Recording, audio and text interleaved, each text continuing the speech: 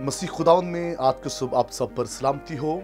मैं pastor Suhail John एक बार फिर मॉर्निंग डिवोशन के साथ आप सबकी खिदमत में हाजिर हूँ।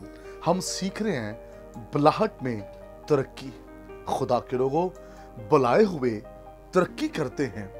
खुदा रोज बरोज उनको बढ़ाता जाता है और वो रोल उसकी तहरीक में फतह से बढ़कर गलबा पाते हैं।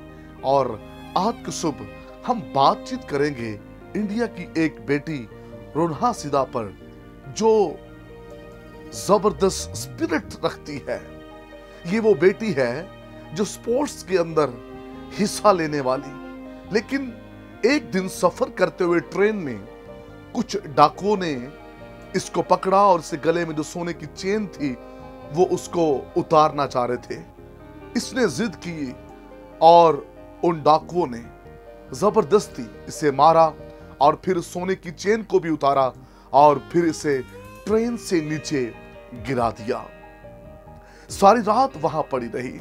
सुबह गांव के लोगों ने उसे उठाया और फिर इसको हॉस्पिटल में लेकर गए, जहां डॉक्टरों ने, स्टाफ ने अपना ब्लड देकर इसको हील किया।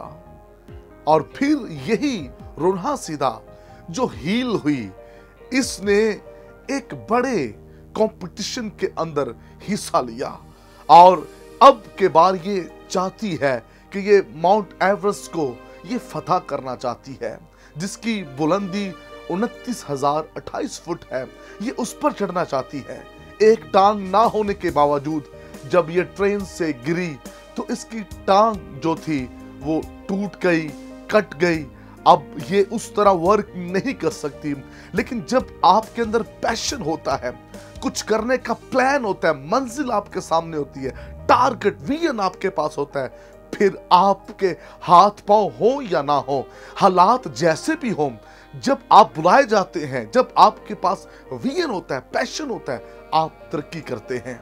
खुदा के लोगों, इसने हिस्सा लिया और ये बढ़ती गई और इसने माउंट एवरेस्ट को फतह किया और उस निशान पर पहुंच गई जो इसकी मंजिल थी। खुदा के लोगों, जिनके अंदर जज्बा होता है वो अपनी मंजिल पर पहुंचते हैं, वो कामयाब होते हैं। वो ये नहीं देखते कि हालात कैसे हैं, वो ये नहीं देखते कि मेरा जिस्म कमजोर पड़ गया है। इस बेटी की टांग कट जाने के बावजूद भी इसने अपनी स्ट्रगल को जारी रखा। हम हालातों को, मुसीबतों को, मुश्किलों को ना देखें, बल्कि हमारा ध्यान, हमारी आंखें हमारे विजन पर, हमारे मिशन पर, हमारी मंजिल पर लगी रहें ताकि हम कामयाब हो सकें। खुदा के लोगों, जब आप बुलाए जाएं तो अपनी कॉलिंग पर काम करें, दिन रात उस पर वर्क करें, कभी मायूस ना हो, हालातों को देखकर कभी परेशान ना हो। पौलुस रसूल कहता है, कौन हमको मसीह की मोहब्बत से जुदा करेगा? कोई चीज, खतरा, तलवार हमें मसीह की मोहब्बत से जुदा नहीं कर सकता।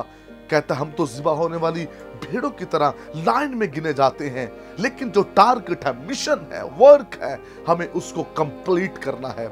खुदा के लोगों, अपनी कॉलिंग को पहचानिए। खुदा के लोगों, अपनी कॉलिंग को पहचानिए।